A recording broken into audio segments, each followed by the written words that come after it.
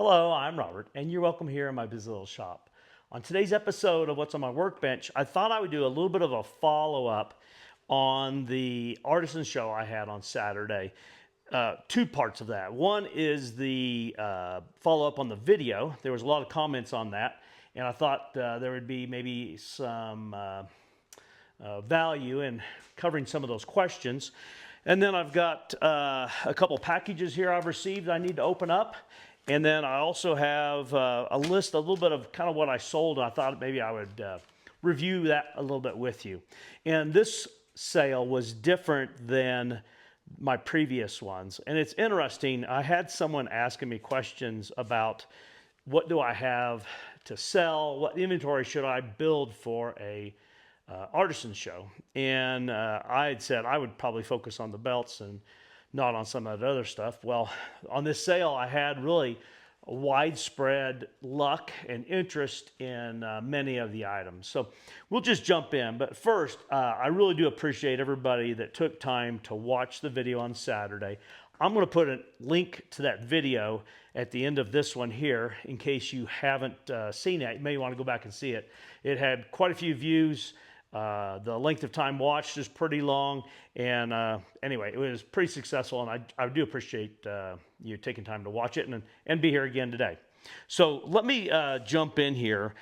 I don't want to forget these packages over here. One of them is going to be a project, and I'm kind of interested in seeing it. The lady that sent it to me followed up to make sure I received it, and so this is the first I'm opening it up here. Let's take a look at it and see.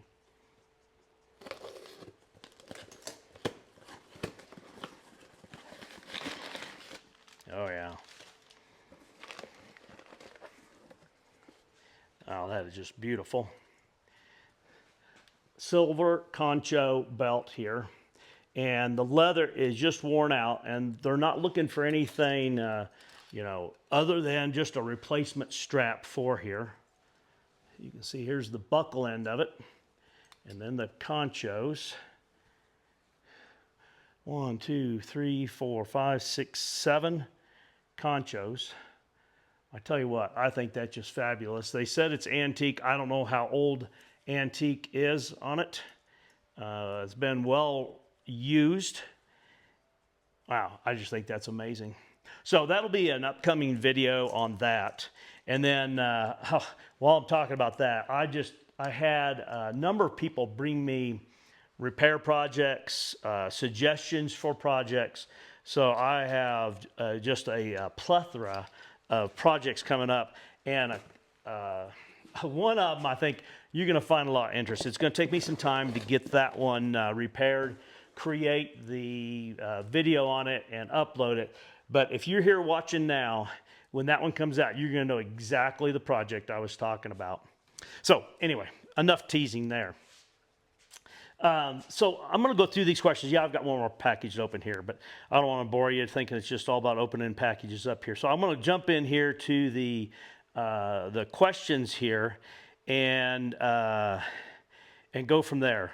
So I had a couple people talk about that they make belts and then they adjust them to length in the show. And I've got a belt that when I first created the belt, I thought I would do exactly that.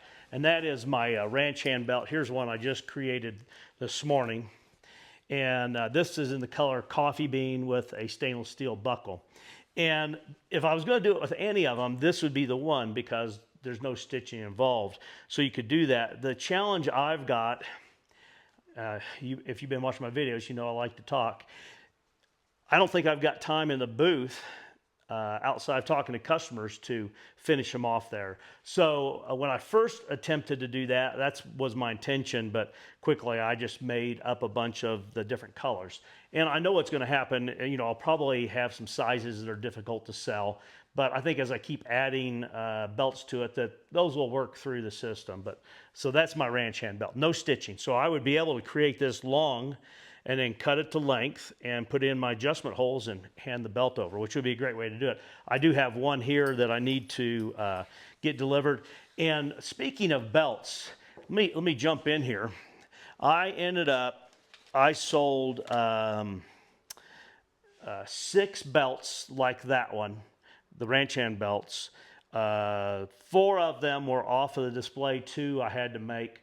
That's one of the 2 there. And then I was fortunate enough to have 13 belts sold outside of my ranch hand belts. Those would be the classic belts, the Western, Gunslinger, anyway, a bunch of those different ones there. Out of the 13, I think it was 4 or 5, I'd had to go back and look at the numbers, that were off the display, which is, to me, off the charts better than I've ever done before. Usually if I sell 10 belts, I always say 2 of them will be off the rack and 8 will be special orders. So the ratio was a little bit better there on this event. Let's see here. I've got the HR manager's phone here so I can look through the comments here. I tell you what, there's a lot of you viewers that took a lot of time to put their comments down in a very clear and concise way. Better than my speaking right there. This one here was Mr. Rust Gray, and I hope he doesn't mind me calling him out. It's really a good one, because he said that what he believes is when you go selling your belts, it's hard to get people to buy in to pay the money for some of these belts. Some of my more expensive belts are $170 because they've become so conditioned to what he referred to as the Walmart mentality. And I think what's ended up happening there also is people just don't think a belt lasts. They think that they're supposed to last 12 to 18 months, and then you throw it away and you buy another one, and it's just part of it, kind of the disposable era. You think about it, there used to be shops that would repair your toaster. Well, no one would think about having a toaster repaired today. You throw it out and you get another one. So I think that that's kind of a challenge. There's no doubt about it. Then there's the other side of it, of people that they're only interested in buying brand names. They're willing to spend a big amount of money for a brand name. I had someone, throw out the fact that, that most people aren't willing to spend that money. And I don't disagree that if you're looking at the population of your state, I don't know, say it's 10 million, you're not going to convince 10 million people to buy one of those belts, but you really need a pretty low number of them that are willing to do that. And when I drive down the road, and I drive a pickup truck, and I bought that in 2017. I thought about replacing it not long ago, but I tell you what, pickup trucks, it's easy to have a $100,000 pickup truck. So my point of saying that is that when you drive down the road, you see $100,000 pickup truck, $120,000 this and that. I guess if you want to say, if there's people that are willing to spend that, then I think there's people that'll pay for your project. And I was talking with, and hopefully Milo, you don't mind me throwing your name out there, but a few months back, Milo and I were talking through Facebook Messenger about how to price, and he was unsure where to be. And when you have a friend next door, they're expecting a price that probably isn't very realistic. I'll cut. I'll be right back. I want to make sure I'm recording. I would hate to get 20 minutes into this and find out I wasn't. But I don't think you can go by pricing like it's your next door neighbor that you go and play golf with and all that. To me, I have 2 schools of thought. One is if you're trying to do a business and they're asking you to discount from that, I think that's a little bit much. But that can be a more delicate pricing issue than it is if you're just selling to someone. And where I was talking with Milo on, I don't even remember what the item was. I'll just say it was a journal cover. And he's like, I think it's probably worth $80, but maybe I should be at 60. But I mean, $60, I probably wouldn't pay $60 for it. Maybe I need to be at 50. And I said, quit negotiating with yourself before you negotiate with your customer. You want to put a fair price in there, and there's a number on everything, including my belts. I thought my Western belt was sitting here, but there's a price for everything where now it starts to choke down and go, yeah, I don't know that I can, spend that kind of money. And it's not that you're trying to get every last dime out of somebody, but I think it should be a fair number. And I don't remember who it was. They made the comment that they were making, I think it was a hair clip, a tooled hair clip. And, by the time they get done, they've got, I'm going to say, an hour and a half by the time you tool it, you dye it, you do some paint work on it, you put clear finish in it, you finish all the edges. You've got time in it. And the person, that they're selling it to is probably making like $30 an hour.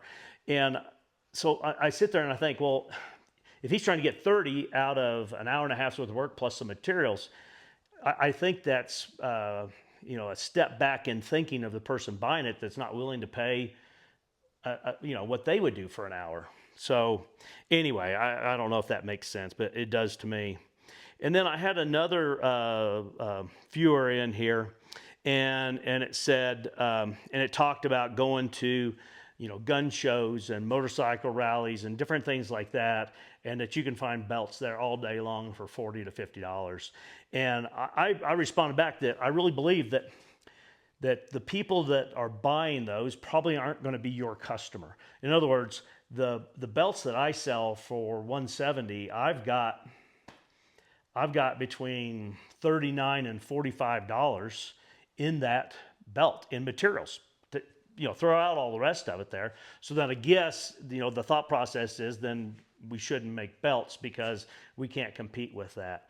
And that's one of the reasons why I've never gone to the effort to create a website. And maybe I should, if for nobody else than the people that I've sold to previously, so that they're able to go in and pick another one because they already understand the quality of that item. And so when I was talking to, by comments to this person, I'm like, that's why I feel like I have to be, I've said it before, in a booth. I'm out front. I'm not sitting behind it in a chair answering questions. I'm generating the conversation on the front side, and I'm placing that belt in the person's hands and explaining why that one's different than something else. And I have some belts that people probably paid $40 for that are falling apart, and I've got them cut and cross-sectioned, dissected. In my old world, I was always selling, and there's one viewer in here, and I'll get to him in just a minute, but he made the comment about you shouldn't be selling against Kohl's.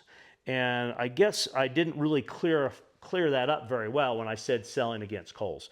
My point of selling against Kohl's isn't that I need to be at a Kohl's price, but those are my competitors in the group of customers that I really try to grab a hold of. Those people pay a little bit more than some of the large box stores for an item, but I don't think they're getting a fair shake. I guess they're not spending a whole lot of money, but my approach to them is, here's my belt, and I talk about why it works better, lasts longer, and all that. And that belt, I said, and I'll ask them, how long does a belt last for you? And I'll hear, if they're hard on them, 9 months, 12 months, 18 months. Rarely hear anything longer than that, unless they've happened to spend extra money and they actually had something that was, more quality. And so then my approach to that is, when I was selling my classic belt, which is just a belt that's hand sewn around the outside of it, that when I first started selling them, I was selling those for $90. So I'm like, so you pay $45 for a belt that lasts 12 to 18 months. Would you be willing to pay twice that if you had a belt that looks, not only lasts, but still looks good 2 years later, 3 years later, functional 10 years later? And I always kind of joke around. I said, this belt will last as long as you can stay on the inside of it, because like me, I tend to need bigger belts. So anyway, that was, I think one of the points is understanding how to sell against them. And I guess selling, when I worked for Sherwin-Williams, we were never the least expensive person out there supplying paint on a job. So I had to articulate why mine was worth more and to get people's buy-in on that. And I believe that's what's happening there. And I do get people that, I wish I'd kept a little clicker of how many different sales I had, including small items. Let me grab that list. Let's talk about that for just a second here. You know what? Let's open this box here. This here is from a person that's just really become a really good friend. He has a YouTube channel. Some of you guys are already saying you know who it is. But I got this package here from Ricky and Donetta. and it's Rick's Outdoors. It's a firewood channel, and this box showed up, and I think I know what's in here. Oh yeah, he sent me a hat, which is pretty cool. They've got, I really think Rosie's the boss of the wood yard, but they sent me a hat, which I'm usually wearing hats in here all the time. So I really do appreciate that, guys. And I keep saying it, one of these days we'll get together and we can go eat some barbecue there where you sell your firewood. Let's switch this out. Hopefully the glare off the forehead wasn't too much. All right. So I said earlier that my my show was different than what I've had in the past.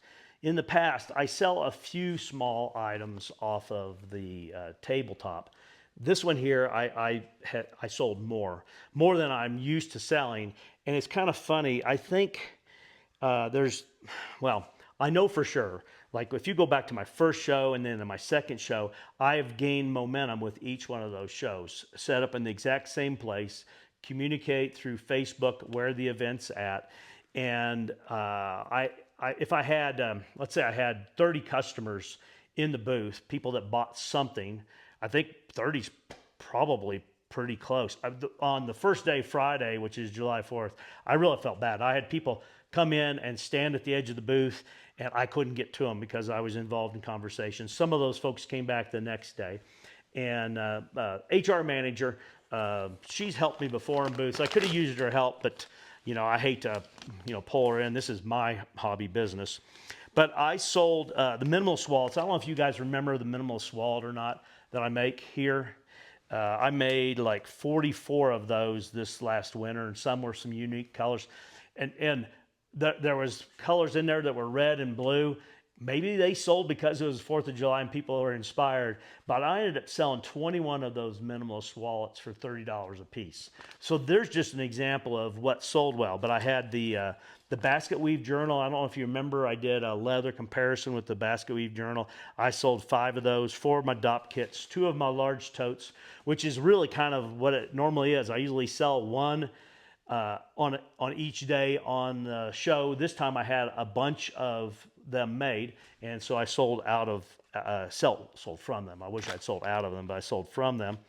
And then I had like some coasters, $5 keychains, and then the belts that we talked about there. So it was a really good event, and I tell you, I know the support I get through everybody here that watches my channel and gives feedback, and then the people in the community that support me. There's people there that I think they come out to buy something from me just to support me, especially on small items. There was a lot of conversation about trying to keep my pricing simple, which I think I have. I've really only got 3 price points on belts, unless you want to upgrade a buckle, and then that's only like $10 more on that. Let's see here. What else here? A lot of supportive comments. I really do appreciate that. And I get it. I think probably one of the largest, one of the largest things I would say, because I made the comment, maybe it's just I'm in a unicorn location, off the wall. It just happens to work. It is a good location. It's here in a community where people come to vacation, and we're really close to a large RV park, and people are there for some of them for months, some of them just for a week or two, and they're looking for things to do. So when we advertise and it's like a quarter mile away, so they come over and walk through, and I've got a bunch of customers that come back there every summer, and then they show my totes and things to their friends. And then the one thing that I will say that I do is, and I wish I was better at collecting phone numbers for people that buy items in the booth. I've never really tried to ask for those contacts, but when I make an item for them, I've got their phone number so I can contact them and let them know. And I send just a short text message, and it starts right off so you know who it's from. This is from Robert, the leather belt guy. And then I tell them where I'm at, the hours I'm there. I let them know if there's something new. And I also, in there, it's like, hi, Robert, comment, and then that, and I'll edit it. And if I know that they purchased a brown tote the previous year, then I'll put, I've got some other color totes that you might be interested in, and I send those out. And I end up sending them to everybody I have a text message from, and I'll probably get some today. Somebody will say, yeah, just quit sending that to me. But I've never had anybody say, please don't send me text messages, or nothing back that would tell me that it's rude. I'm assuming that if they don't want it, that they block me or something. But I think the majority of the people, once again, I've built relationships with them that they want to see me succeed. And I think a lot of times they end up sharing that with somebody because maybe they're not here, but they have a friend that's staying at the campground, and they're like, hey, you need to go over and see this stuff. And there are a lot of people out of that, and maybe I didn't say it, but out of the 30 people there, I would say 20 of those were repeat customers. People that I've sold to before, I've talked to before. I get a lot of that, hey, I'm wearing your belt. There's times I'm in the booth, I'm talking to somebody, and somebody else will walk over and like, hey, I've been wearing his belt for 2 years now, and here's how it looks. So it's really neat to have that relationship, from the people that are there. And there were people that had bought previously, and they just brought a friend along and showed them what it was that I make. And I do like to talk about the items. So I talked about, being show and tell and that type of thing. So, don't compare yourself to Kohl's. I'm not, I guess in a way I am comparing myself to Kohl's, but I'm not, because in my mind, I'm selling against Kohl's. I would do the same thing if it was selling against a Coach belt that you're going to spend $200 for. I'm going to sell against that too.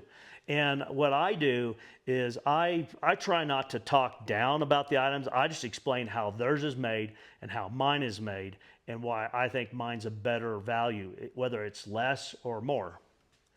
Let's see here. And we're making some progress through these. So I guess, more than anything, I really do. I thank you for the support. If you want to know how to support me, share this with somebody else. Go back, if you've seen the video, watch the Saturday video again. I was really encouraged because right off of the get-go, in the first hour, I had like 2 views for each minute. And, there's a threshold for everybody that makes YouTube videos. Even if it's someone that ends up with 100,000 views in the first day, there's a tracking of numbers of views that, they get excited about. Well, I get excited about that. And like I said, a lot of support there. I do appreciate that. And I tell you what, I'm having to fight from showing you that cool project, and I'm just going to continue to tease you with it. But it's coming, and it won't be too far down the road. And you're going to know it when you see it. It's a very unique project. I think. Hey, sorry, I'm going to splice in one more here. I've got one more topic that I want to cover here while we're talking about selling your items. And I think it really has to do with picking the right location to sell at. And I have had opportunities. I've had people reach out to me with things, a location they want me to come sell at. Sometimes the booth expense is high. Sometimes the booth expense is low on things that people have pitched at me. But I want to go in and I want to look, what is the draw there? Are people coming in looking at, entry-level craft items? I don't even know how to explain that, but I think of, yarn and construction paper, and that's not anything derogatory towards people that's their hobby. That's fine if that's what you're doing. But I want to pick a venue that is successful for me. And so when I talked about maybe it's a unicorn location, they're like, yeah, I think you have a unicorn location. But so I have set up over the last 3 years, I've set up in 4 different places, 4 different types of venues. And I'll go through them real quick. One of them this spring was in Arizona, so it's none of these customers here in Arizona, and it was at a classic car show. And the entry fee to get in to set up a booth was small. I think it was $25 or $30. And some place that's going to have a booth fee that's $500, I'm not going. I really don't care. How big the audience is. One, if it's a huge audience, I make custom belts and interact with customers at that level. I'm not sure how that would work in a big environment. That is one thing about here. I get a lot of people like, let me just pay you now for the belt. And usually, unless they have a good reason for that, I'm like, no, when I finish, I'll send you a picture of it. And if you like it, then we'll meet and you can get me paid type of thing. But so that was a classic car show, and that worked good. And one reason why I picked that is that the number of booths is small, not to where you can get in and get lost. I think there was probably 15 or 20 booths, but they had the classic car show, and I figured there's going to be usually in a relationship, say husband and wife, there's probably one person that's more interested in the classic car show than the other, and then I'm entertainment for the other person. So, and people are there and they're kind of milling around for, a pretty good length of time. And I guess I'll classify it. I think a lot of people that are into the classic car shows are into, I think, an expensive hobby. I had 2 or 3 people there ask me, have you thought about doing leather upholstery for cars? Because you can almost charge what you want because there's so few people to do it. And I said, no, because that sounds like work to me. I think it does sound like work. But so classic car show, that was one. The other one this spring that I did, which was about an hour from here, was at a small local winery. And on Fridays, they have a live music that comes out, and it's a free event for the public to get to. And I think it was free for me. It was either that or it was like $20 to set up there. And I think I'm starting to get a name in some areas here that I'm part of a draw as well as the artists there and the wine and all that. And I would tell you that if you can get in on something like that, that one I think was really successful. It's kind of like the car show. I talked about the car show that people are there and they're milling around looking at cars, and then there's someone's going to win a couple trophies, and so people are staying to see how that went. Well, at the winery, they're there to listen to the music for the evening, drink a couple glasses of wine, and listen to the artist up there performing. And the great thing about that is that the people, while they're waiting for the music to start, they came through. I think the majority of the people walked through and just kind of looked to see what people had, and I got a chance to talk about some of it. And then they sat over there for an hour and a half and listened to music, and probably the conversation was like, well, honey, if you want that belt, you should get that belt, And so when the music stopped, and by then, half the people had booths are already kind of like, they're boxing it up and putting it away. I'm like, it took me this length of time to set it up. It's going to take about the same length of time to tear it down, but I'm going to wait like another half an hour. And I waited until almost everybody left before I took my booth down. And I sold to, I think, like 4 more customers kind of past the window. So I think being there and being patient, and I did the same thing at the car show. It ended at, say, 4 o'clock, but there were people out there still visiting and talking, and I waited, and I picked up a couple more customers off of the fact that I waited. So, and then the 2 other locations, one was a bar restaurant, and they were having a fall festival type thing there at the restaurant, and I set up there, and I had what I consider a successful day there as well. And then this other location is great because I think it's 4 years that I've been in that same spot.